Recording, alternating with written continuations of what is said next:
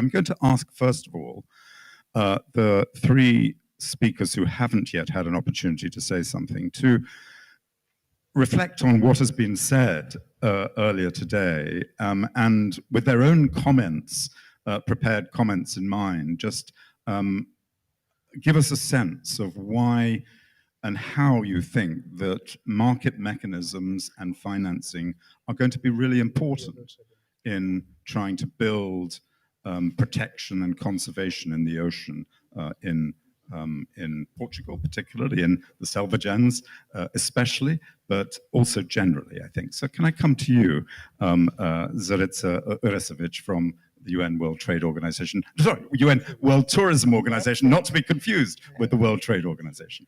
Thank you very much. Thank you for inviting us. Indeed, it would have been nice to share and travel through a journey that we were preparing, but the journey is here. First, thank you as well very much, Ruben and the authorities for inviting us, because this has been a learning process. Now, on your question, I just would like to pick up from my friend Miguel, who just was the last to speak, when he said, and I will capture all on that, lending, blending, advising. We, as a UN organization, we are a development agency. We represent the sector, and you did well to kind of say wrong, because World Trade Organization, because tourism is trade in services. We are the third export earning category in the world after fuel and chemicals in 2019, because the extreme broad value chain of the ecosystem of tourism is extremely important to the world economy, which we have seen during the crisis. 40% of the blue economy is tourism. Tourism is ahead of transport and fisheries. So, Miguel, again, there is no tourism in the support you have. Maybe we can discuss further. But we need to shift and to move from the traditional way we do support countries for transforming and for the transition, for example, towards climate neutrality. The blue economy and blue carbon is going to be definitely part of the equation. Now, from our perspective as an advisory role, leveraging on the power of the UN system and the multilateral system, which we have seen has been extremely efficient during the crisis, we are moving towards creating a UN tourism alliance, leveraging the capacity of all the UN system present on the ground, driven by one vertical, supporting through tourism, and building a facility which is not going to do just development aid, but aid is going to be part of an ecosystem of blended finance, which we were missing one element which NOAA has, because this new way of tokenizing carbon to transform it in investment to be re-injected for decarbonization and regeneration is certainly one of the best way to go. So this is what I was going to briefly explain, but I think that we're at a point in time where there is a lot of key partners moving into the same direction, and the complementarity of what is available today as well, because the regulation at the COP26 relate very much to the Article 6, which is regulated carbon trading, is all in place. We miss measurement, we miss capacity, we miss the scale, and we work towards that. Can I just briefly ask you, because of course Ruben spoke about tourism and the Selvagens Islands, as did Paulo, about the importance of tourism in one way or another for the Selvagens and for MPAs generally. I mean, what is the relationship between, mass tourism and the protection of the ocean in places like the Selvagens? Thank you for the question. I think that I will again speak about Seychelles, because in one of my lives I spent 12 years there, and the conservation that has been adopted, I mean the vision that has been adopted by the government, where 30% of the oceans are protected. I would speak up in particular of a very similar, I can say, scenario as Selvagens Islands can be taking. The South Atoll of Aldabra, which is a World Heritage Site, which I strongly encourage you to make the Selvagens Islands a World Heritage space, because it is something that is going to be highly attractive and highly raising the value of the islands, which are fully into conservation, even with their economic zone. That is generating about 30% of the whole resources for marine protection for the whole of Seychelles. Why? Because people are really ready to pay to go to those places. And I think Ruben explained to us on-site and remote, both are possible. I think high-end, high-yield, low impact. That is what we should be looking at. That is one element. But then on the other part, when it comes to the other part of your question, I think that since 3 years, we live differently. And the print of the DNA of how we can change our way of living through the crisis we went through with the COVID is as well impacting very much the way that we perceive the Earth and the planet today. People now want to go to places which are remote, which are pristine, which are far, which are untouched and undiscovered. And I do not think that we will have the same type of flow on mass tourism as you were explaining. It's going to be regulated completely differently. And today, maybe we have the instruments to do that. Well, that's an optimistic look at it. I do think that there are many challenges. I mean, I live in Asia, and Indonesia has a plan for 10 new Balis, and I'm not entirely sure that 10 new Balis is going to be especially sustainable. But can I just sort of take what you're saying and ask José Manuel Marques from the Sustainability and Marine Environment Department? I mean, how do you see this challenge of using marine protected areas in ways which are going to ensure that they continue to be protected, but also form part of the blue economy in Portugal? Primeira nota, nós estamos aqui a celebrar os 50 anos da área marinha protegida das Selvagens. Nós estamos simultaneamente a celebrar os 50 anos da conservação da natureza em Portugal, porque a conservação da natureza em Portugal começou como uma área marinha protegida, começou justamente com as selvagens, em sequência de um diploma que passou despercebido neste tempo, a lei de bases dos parques nacionais e das reservas naturais, que foi essa lei de bases que enquadrou e que possibilitou a criação da área marinha protegida das selvagens. Na altura foi constituída uma comissão técnica para criar áreas marinhas protegidas e tinha já uma segunda em marcha, que era a área marinha protegida de Sesimbra, ou a área submarina de Sesimbra. O processo foi interrompido com a Revolução e em 98 nós criámos finalmente a área marinha protegida do Parque Luís Saldanha, que era aquela que já vinha desde esse tempo. Estes dois marcos são importantes. E há um terceiro marco, e aproveito aqui a oportunidade para cumprimentar e para prestar homenagem à então Ministra do Mar, Ana Paula Vitorino, porque ela vai repegar naquilo que tinha sido feito nos anos 70, vai criar uma comissão, não sei se teve consciência disso ou não, mas criou uma comissão que possibilitou ao país estar hoje com capacidade para criar 30% de áreas marinhas protegidas. Estão já designados, enfim, o roteiro está feito, o país, Portugal hoje, está preparado para criar efetivamente 30% de áreas marinhas protegidas de acordo com os compromissos internacionais que estão assumidos. Não estamos em condições para isso, podemos fazê-lo. A questão que se coloca aqui tem sempre a ver com o financiamento de tudo isto. E o financiamento de tudo isto, o Estado não pode ser retirado da equação. Por duas razões fundamentais, e desculpem que começo por aqui a explicar. Por duas razões fundamentais. A primeira é que estamos a falar do domínio público marítimo que pertence ao Estado. E, portanto, o Estado é o principal gestor deste domínio público marítimo. E depois, porque as áreas marinhas protegidas têm para nós um valor geopolítico, ou melhor, geoestratégico interessante, e que esteve presente na criação das Ilhas Selvagens, em que o Estado português chega à frente e compra as Ilhas Selvagens, por questões de afirmação de soberania.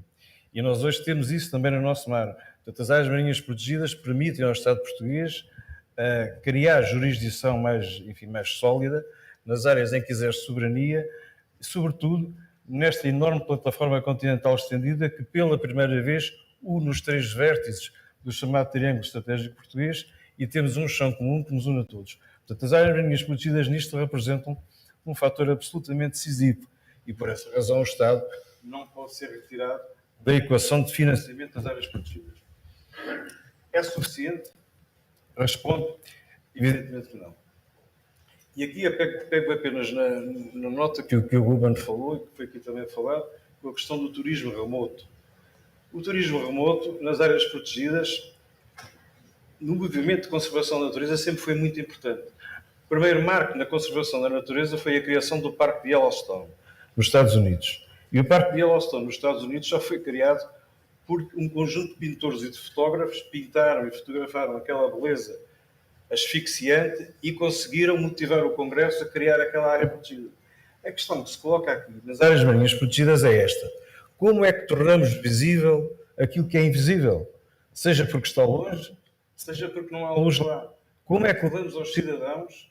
Porque tem que haver uma motivação do público e do povo para que as áreas marinhas protegidas possam ser financiadas, seja por custos diretos do Estado, seja através de todas as formas que aqui foram expostas, taxando companhias, taxando, enfim, criando outro tipo de investimento, que são úteis. Mas é fundamental que as pessoas se apercebam do valor das áreas marinhas protegidas e que lhe deem valor.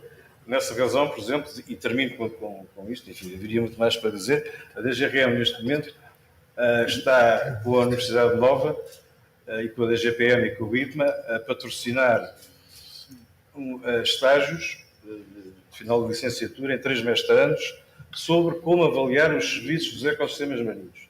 Porque só avaliando os serviços dos ecossistemas marinhos é que podemos dar um valor e voltar a ter esta questão do capital natural em cima de tudo isto. Porque se nós precisamos de dinheiro, temos que ter a noção que este dinheiro não é cash, é investimento, é capital que nós temos que investir para as gerações futuras.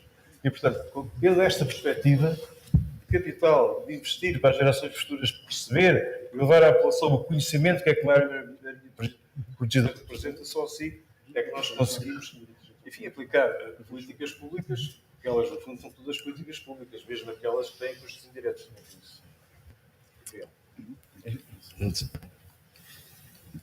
Thank you.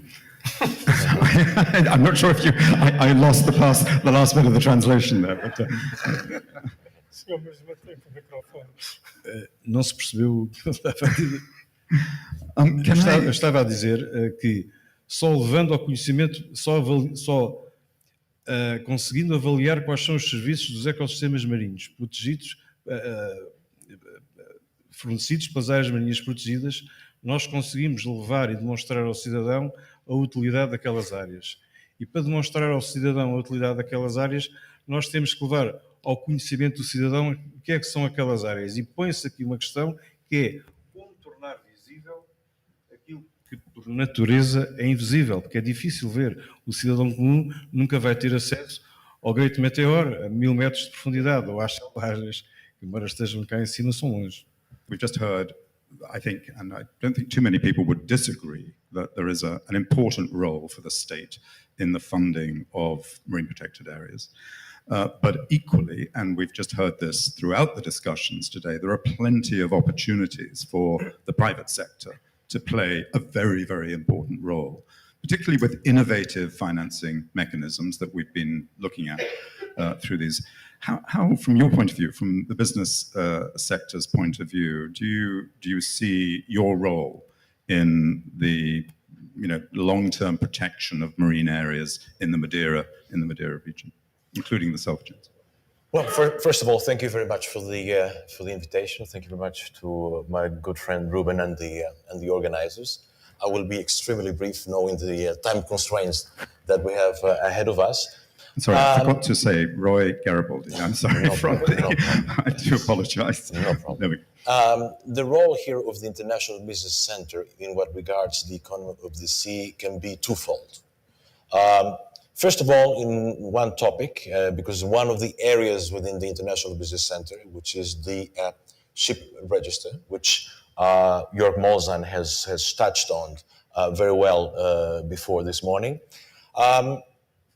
And indeed, within the International Business Center, this particular sector of activity, the International Ship Register of Madeira, has been, in fact, a success story, particularly in the last 10 years. As I believe it was explained briefly before, we have over 750 merchant vessels already registered in Madeira, flying, therefore, the Portuguese flag. So the Portuguese merchant fleet has become much larger thanks to the development of the International Ship Register of Madeira. We're a small island, but we're a big player in the shipping market at this moment. As a matter of fact, according to the latest official data from the United Nations, Portugal, thanks to the Madeira registry, was ranked at the end of last year as the 14th largest flag in the world. I believe that this year we will be able to move higher up and probably climb a position to become the 13th largest flag in the world. Now, we want to maintain, of course, this success. We want to maintain this growth, but this is very important, without jeopardizing the quality of the fleet, and particularly aligning the ship registry with the European Union Green Deal and the world's really need for a better environmental performance, particularly by merchant vessels. Jörg Molzhan very well explained before how the technical criteria or what technical criteria can be applied in accordance with the rating by international agencies involved in this, on how we could create, therefore, here in the Madeira registry and for the vessels registered here, a surcharge for those, let's call them, non-compliant vessels or less compliant vessels. And I believe that this is going to move forward. Of course, we only now need to carefully design how this is going to be financially structured with the regional government of Madeira, but the implementation of this green register, if you want to call it, is definitely going ahead. The problem will be what also Jörg referred very quickly in relation to ports, but it also applies to ship registries, which is from the moment that we apply this green concept, of course, the non-compliant vessels will have to make two decisions. The ship owners will have to make two decisions, either to adapt and therefore change the older polluting vessels for newer compliant vessels, or they may not like the surcharge and move into another registry in the European Union where the surcharge does not exist. So here we need really political action at the level of the governments, Portuguese governments first of all, and other governments in the European Union, to make or to convince the European authorities in Brussels to enforce this as a European Union rule, so that we don't have these vessels moving away, let's say, escaping from this surcharge that will be created. So the International Maritime Organization has been taking a very long time, if all those shippers here might forgive me for saying, for actually agreeing on some sort of carbon pricing mechanism for shipping. Does what you're suggesting have any sort of overlap with the potential carbon pricing mechanism that may be implemented by the IMO? There could be an overlap. But again, the international rating agencies, which were referred earlier, the criteria that they use to indicate whether a vessel is polluting or not is already a good framework through which we can work with, although that overlapping you're referring to is also possible.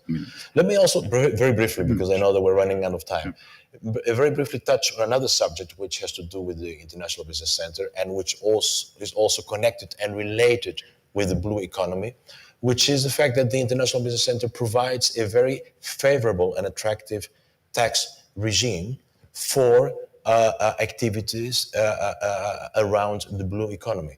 We do have already a significant number of companies operating within the International Business Center, within the blue economy sector, but I believe that we can, the room for growth is bigger.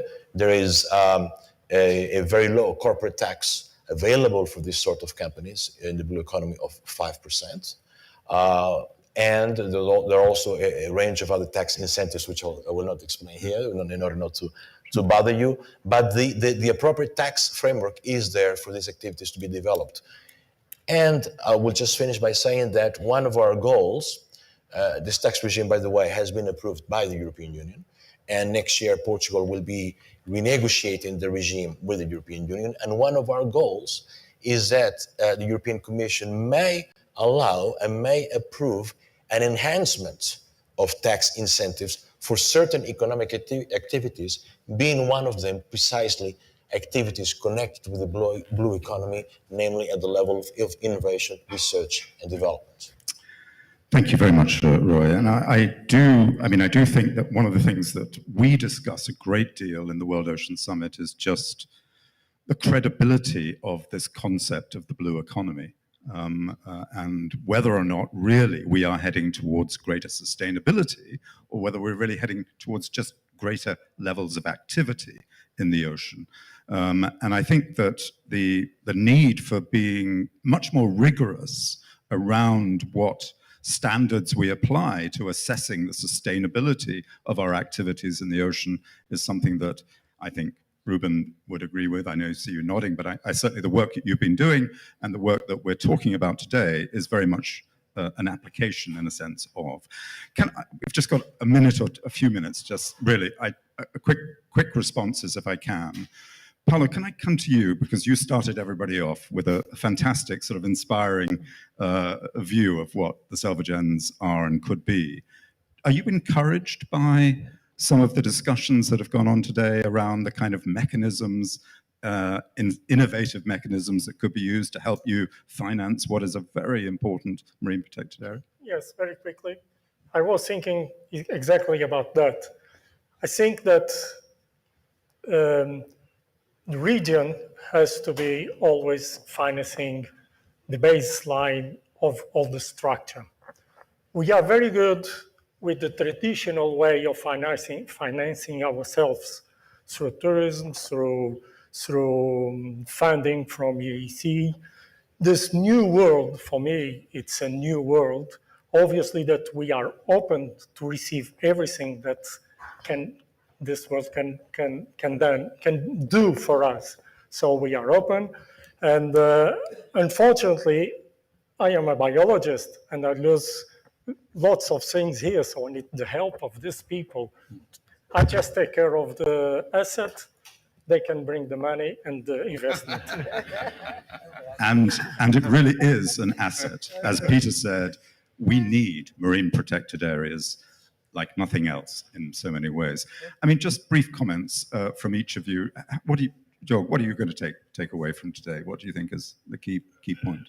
That we need to collaborate as a group because there's different areas of competency coming together. I think it's also very important that we have to realize that protecting what we have is really important, but for us to get rid of all this excessive carbon, we have to implement new technologies to help accelerating the absorption of the excess that we have. If we start trading on assets that are here today protected, that's not enough. Yeah. We have to absorb much more, right? So it has to be a mix. An excellent thought. Ruben, very briefly, I'm just going to go down the line very briefly. What are you taking away? What do you want to take away? It's what Jeroen said, cooperation and, and interlinkage with the actors that we have here. Because in the panel, as we said today, we have solutions, like ones from the Reef or from Goddard. We have who can lend, who can advise, and bring in a capital in, and the context for also deploying and scaling up those solutions. So we have to cooperate to get to action. So cooperation seems to be really important. Frédéric, your sense? Yes. Yes, if I have to jump on the cooperation principle, my last slide, we're talking about the GOT, which is Global Ocean Trust Chain, which is a digital platform to build bridges between politics, investors, R&D, finance, private sector, which it's going to be operated as a platform as a service with decentralized governance model. So this is, I hope, a tool that everybody here will be able to use for empowering that collaboration and scale it up at the necessary speed to make a difference. So. I look forward to inviting you to the World Ocean Summit in Portugal next year. I'm here. I'm going to You're be very briefly in a second, and then finally to Miguel. So in 1 second, I would say we need somebody to put the puzzle pieces together. I think Fórum Oceano is one of the entities that could do this and maybe translate a little bit to the political decision makers what the different presenters here are doing actually, and then maybe develop a concept. I think what the biggest challenge is that we need to start being concrete now, and from talking about strategies, really come up with concrete strategies, setting targets, and then put these things into action. That's most important now. Thank you. Miguel, the last word. Yeah, there are lots of concerns about greenwashing, right? And about the credibility of ESG and so on and so forth. Yeah. I think we should also provide for avoiding these concerns in the blue economy and in the ocean sector. So we should prevent through credible and robust standards blue washing. And the Clean Oceans Sustainable Finance Principles, which were subscribed by the EIB and 70 financial institutions across the world, I think set a good path in that direction. I would agree with that, and I would also add to that and say that really many more financial institutions really need to join the Sustainable Blue Investment Principles. In particular, asset management, the long-term finance really needs to join that, because without asset management at the table, it seems to me, and without sort of much more detailed guidelines as to how asset management could translate principles of sustainability and evidence around sustainability into their decision-making, I think it will be pretty difficult to move forward. But thank you very much. Thank you to everybody here, and I think tremendous insights, and I hope you've all sort of understood the importance of the Selvagens Islands and how potentially it could be financed, and how the private sector could play a role in that. Thank you to everybody. Thank you.